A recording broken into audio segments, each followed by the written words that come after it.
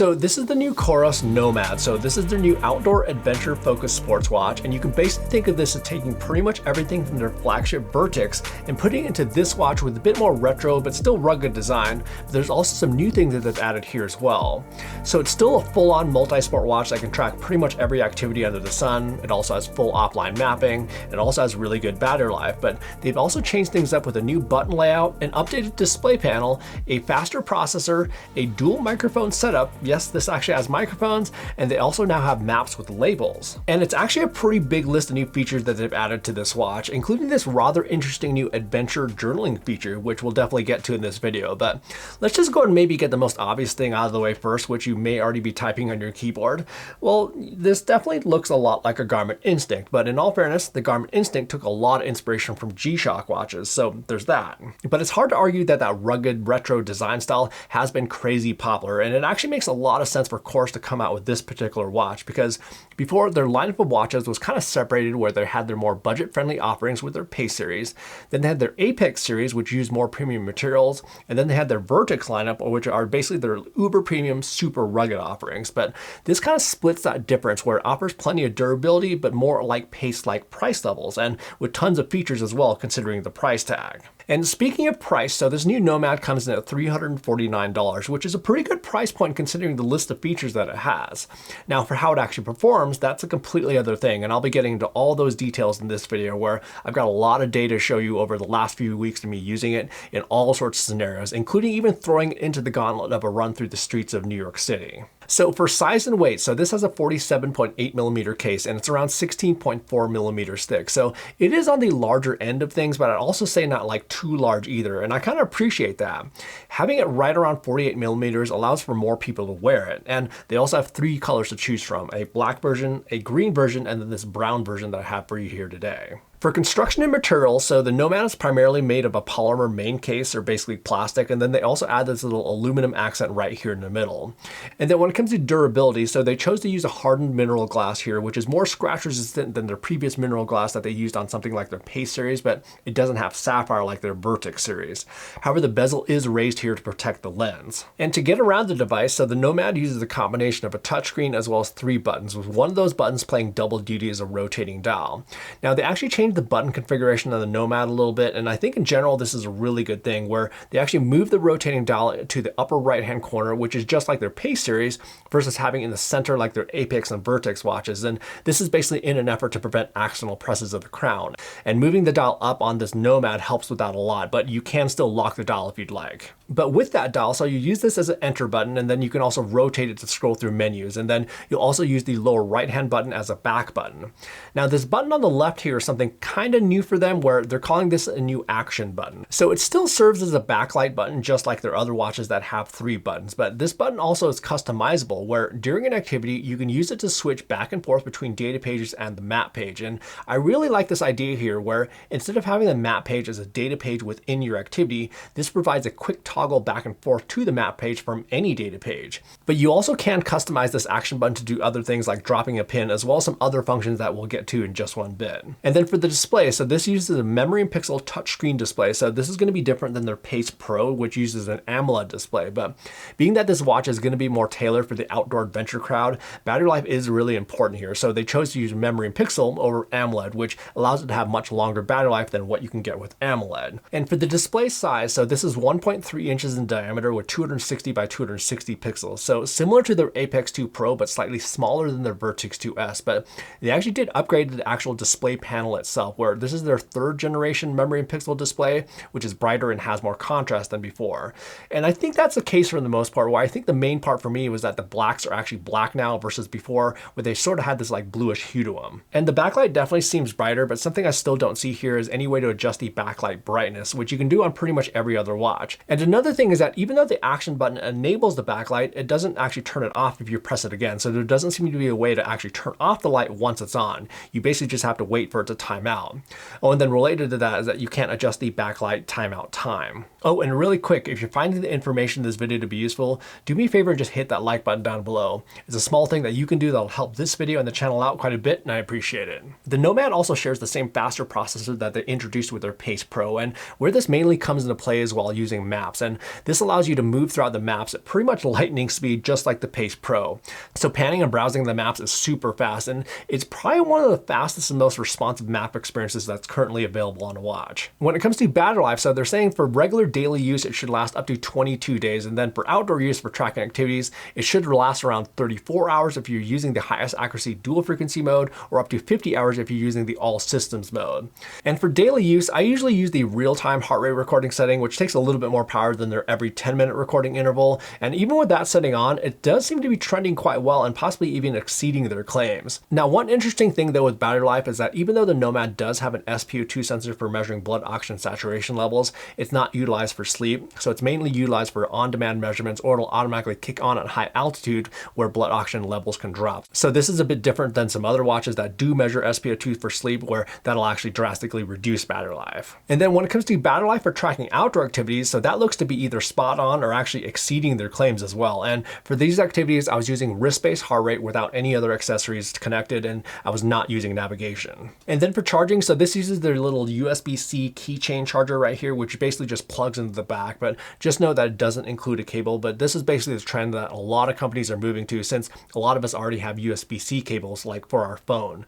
And for me, I really like this little charger with one less cable. And then the Nomad has 32 gigabytes of onboard storage for music as well as maps, but do note that with music, so these are going to be MP3s or music that you own that you'll have to upload to the watch through your computer. It doesn't have any support for music streaming services. And then on the health tracking side of things, so the Nomad can track your heart rate 24 hours a day, but like I was mentioning earlier, it has two different modes, so tracking your heart rate every 10 minutes versus in real time, and this will basically play a role in daily battery life, where it'll reduce battery life if you have it in the real-time mode. But again, battery life does seem to be quite good even with the real-time recording. And then when it comes to sleep tracking, so it did a good job for me here when it comes to tracking the time I went to bed as well as the time I woke up, as well as tracking any time I woke up throughout the night.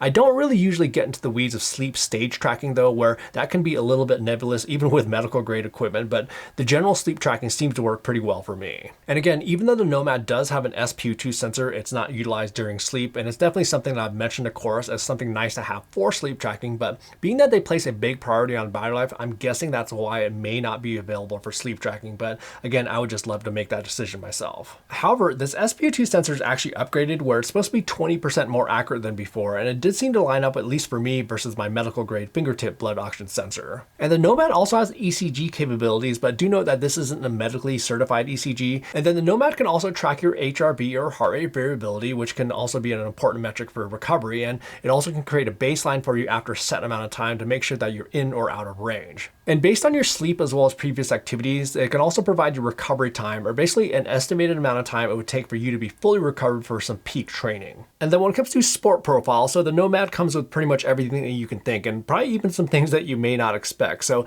it tracks all the stuff that we'd come to expect out of a sports watch, like it tracks running with specific profiles for outdoor, indoor, trail running, as well as on the track. There's plenty of cycling profiles for different kinds of riding. There's both open water as well as pool swimming. There's plenty of gym-based profiles, including strength training. There's outdoor recreation profiles for stuff like hiking, climbing, water sports, as well as snow sports. And then it also has triathlon and multi-sport capabilities. Now, something new that they're introducing though with the Nomad is a host of new fishing profiles, where they have everything from fly fishing to boat fishing to surf fishing.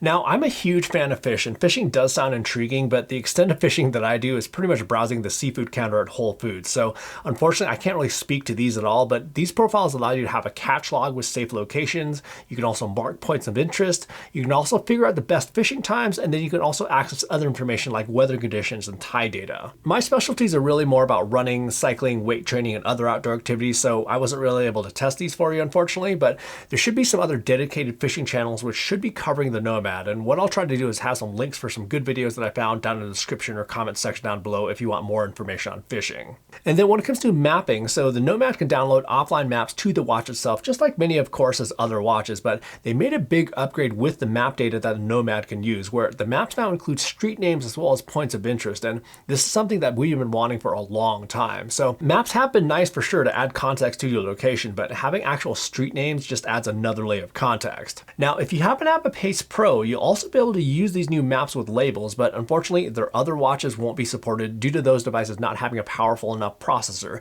since there's more information to deal with these new map files, and the Pace Pro and the Nomad uses COROS's latest and fastest processor. And then for training feedback, so the Nomad can track your training load over time. So this allows you to track your training volume over the calendar week to make sure that you're within your desired range. And it can also give you a breakdown of the amount of time that you're spending in different intensities. Now, something that they're finally sort of introducing alongside the Nomad is a rolling 7-day training load versus over a calendar week, which is what they've done previously. But when I say sort of, so what I mean here is that it's only on the training status widget on the app. So you can see here on this screenshot that my weekly training load widget is zeroed out as it's still set for the calendar week. But on the training status widget below that, it shows my training load over the last rolling 7 days. So I definitely appreciate that they're showing a rolling 7-day training load in the training status widget. But then if we tap into the widget itself, it only has options to see training load over the last month, 90 days, 6 months, or the last year. So really the only place I can actually see that rolling 7-day graph is on the card itself on the main page in the app. And this also doesn't show on the watch, where I do get my training status numbers and how that compares, which is definitely useful, but I don't get the graph. So in my mind, it's sort of like half implemented rolling 7-day training load at this point, where there's some missing pieces to that, but as most of us know, COROS does make some pretty frequent updates to their app and their watches, and I've certainly given my feedback on this, and hopefully they'll actually look into this and actually make it a full implementation. And then they also provide a running fitness score. So this is their own little recipe for assessing your running ability from a scale of 40 to 100.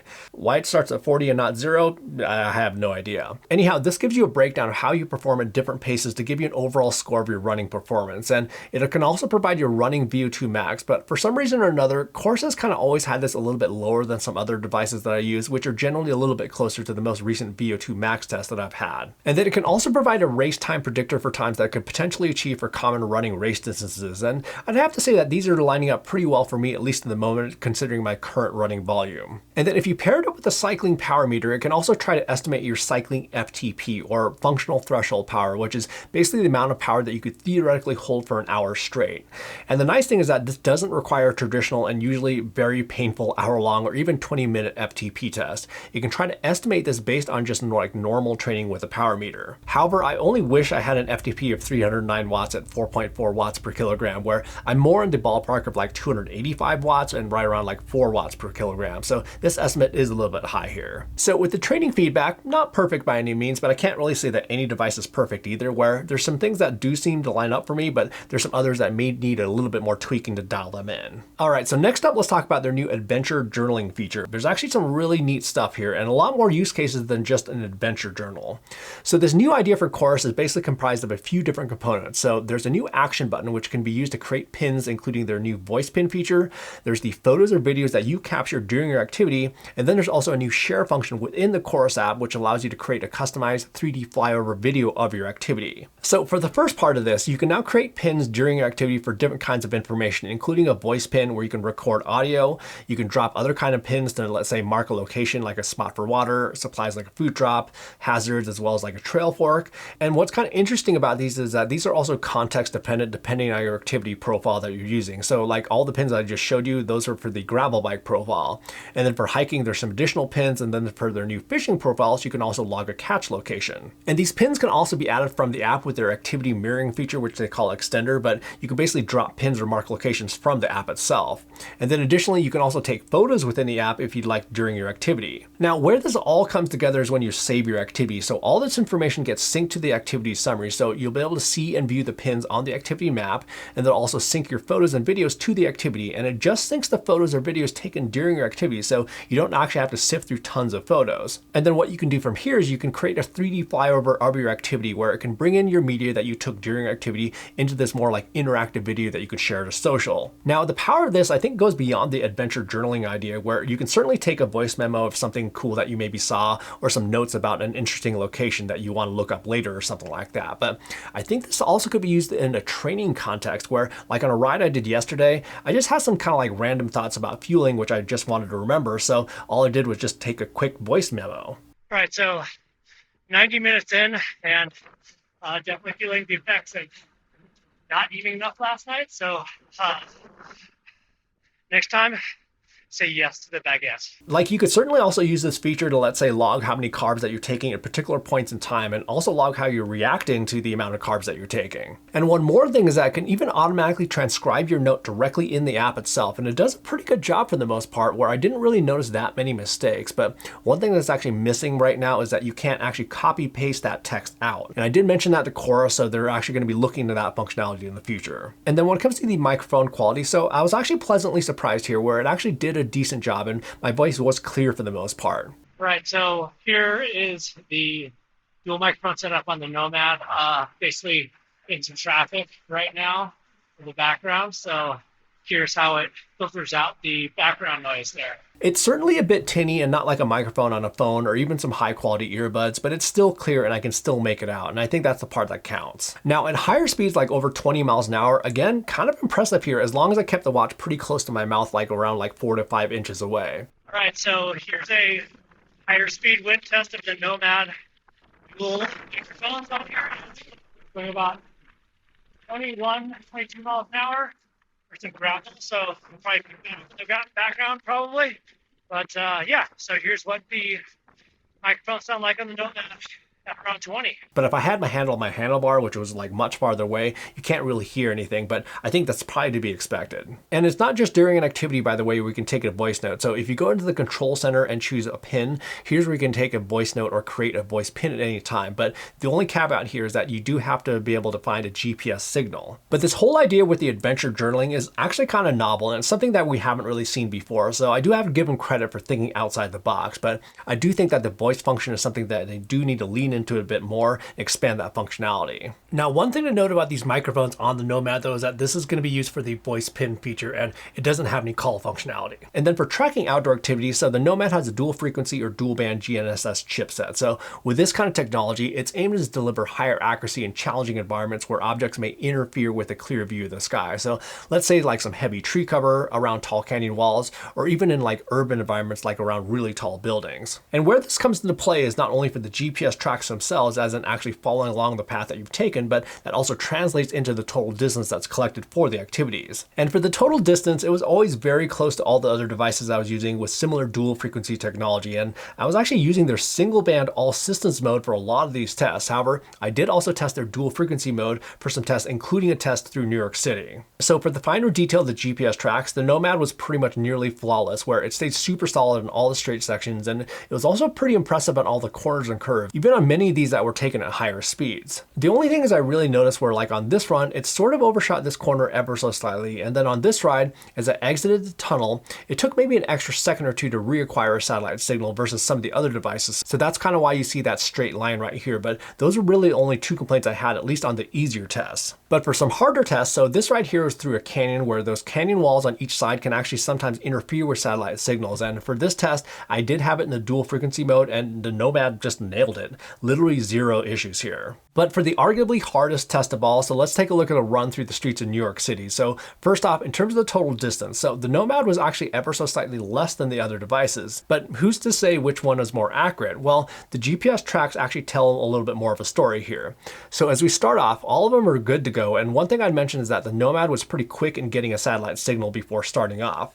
But right here, as we waited at a crosswalk, you'll see the other 2 devices do a little bit of a jiggle when I actually stopped. As we continue on, all of them are pretty solid, but a little bit of offset here or there from any of the devices. Now on this corner here through Central Park, the Nomad did overshoot this corner a little bit, which was kind of interesting to see, but I was kind of under some tree cover.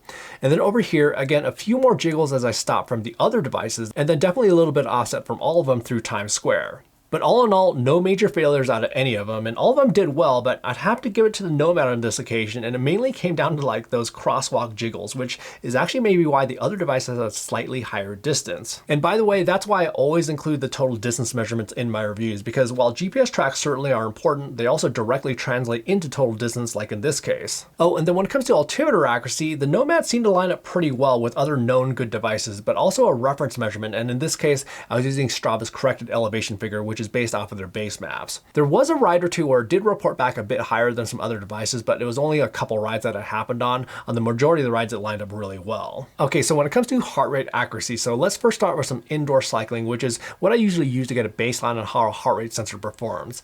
It's generally a pretty easy activity for a watch to get right since there's really not much movement going on and there aren't really many variables to deal with. And with the Nomad, it did really well here, basically identical to the chest and arm heart rate monitors I was wearing. There was maybe an ever so slight hiccup like here or there, but all in all, some pretty great results. Now, taking outside, so this is where we start to throw more things in the mix, like gripping on the handlebars as well as any bumps and vibrations from the road, which can play a role in accuracy. And on the majority of the rides, the Nomad did pretty well here, and there were a few spots here or there where it wandered a bit, but it did get back in line pretty quickly. I did have a few rides though where there were a little bit more rougher gravel rides, which can make the watch bounce around on the wrist a bit more, which leads to inaccuracies. And we can see that the Nomad does do that in some spots, but I do have to give it credit where these were all pretty momentary for the most part, where it did get back in line pretty quickly. And then when it comes to running, so I saw some really good results out of the Nomad. Like on this run, I really can't complain about this at all. This was pretty awesome. And then on this run here, really good, even with some varying paces. Now for weight training and high intensity interval training, so these are the hardest kinds of activities for any watch to get right. And it's just due to the nature of these activities where they involve a lot of gripping as well as varying arm movement, and certainly not as good as some other examples that I've seen. Like on this workout here, it did get off on the plot on this third interval and then a bit more on the last interval, but then the other sets, it actually did pretty decent. And then for weight training, so this is definitely where we see it wander a bit more. So like on these bench presses at the beginning, it actually did okay. It struggled with these bicep curls here and then had a few struggles with these shoulder flies, but I've certainly seen a lot worse than this. But all in all, it trended pretty well for the most part, and there weren't really any like gigantic misses like I've seen on some other watches. So while on the surface, this may just look like COROS putting a lot of its features from their other watches into this more like popular retro rugged design style, I think this is actually a lot more than that, and it basically comes down to the price. At $350, this is a really good deal for what it can do, and it also delivers pretty good accuracy. There's certainly some things that need to be done though, like let's say adjusting that 7-day training load to be like fully implemented, and there's definitely also more ways to leverage those voice pins, like not necessarily needing GPS to create a voice note. But I think this watch hits a really good sweet spot, and it makes a lot of sense for COROS to come out with this watch where it fills a gap between their Apex series and their Vertex series with something with all the functionality of their other watches, and actually more for that matter, but also at a really good price. Anyhow, if you found the information in this video to be useful, do me a favor and just quickly hit that like button down below, and be on the lookout for a lot more sports tech videos that are right around the corner. September is going to be a hot month, so definitely make sure to subscribe. In the meantime, have fun out there, and we will see you in the next video.